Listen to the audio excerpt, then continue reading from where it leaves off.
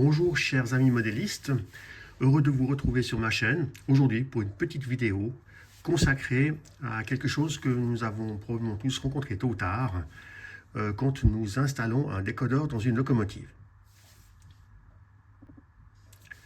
Bon, là on est dans du N, donc on a affaire à des décodeurs évidemment particulièrement petits, c'est souvent les plus petits des séries proposées par les fabricants.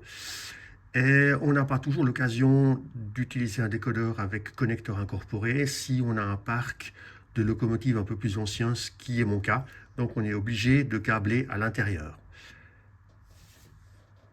Les distances ou les longueurs des fils sont souvent très petites en N, et puis on est amené à devoir couper évidemment, mais aussi dénuder le fil, ce qui est souvent un tout petit peu galère. Vous devinez évidemment que ce genre d'outil-là, on marque dommage. Je me suis doté de différents outils de dénudage pour très petits fils. Ici de la marque Jokari, ici un autre de la marque Seika. Ces outils vont bien pour dénuder, mais ça reste très problématique, voire impossible lorsque les fils sont très courts. Donc sans plus attendre, je vais vous montrer une solution que j'ai trouvée et qui marche fort bien.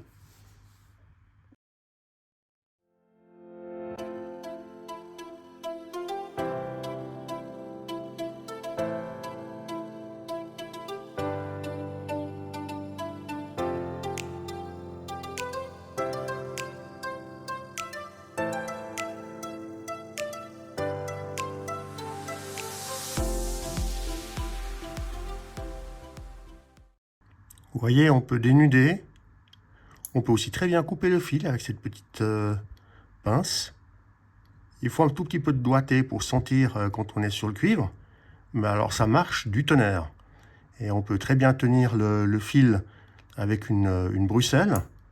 Du coup, même s'il s'agit de dénuder un fil très près du décodeur, ce qui arrive parfois dans le N, ou dénuder sur une toute petite portion, ça marche vraiment très bien. Vous l'aurez sûrement deviné, mais ce n'est pas a priori une pince à dénuder. En fait, c'est une pincette pour cosmétiques et qui sert notamment à couper les toutes petites peaux qu'on appelle les cuticules autour des ongles, voire couper un petit poil. Mais alors, qu'est-ce que ça fonctionne bien pour dénuder nos petits fils de décodeur? J'en suis absolument enchanté. En l'occurrence, ce modèle vient de la plateforme chinoise AliExpress. Ça coûte quelques euros, ça coûte 3 fois rien. Je ne sais pas la durée de vie des parties coupantes. Peut-être que ça s'use un peu plus vite quand on coupe le fil.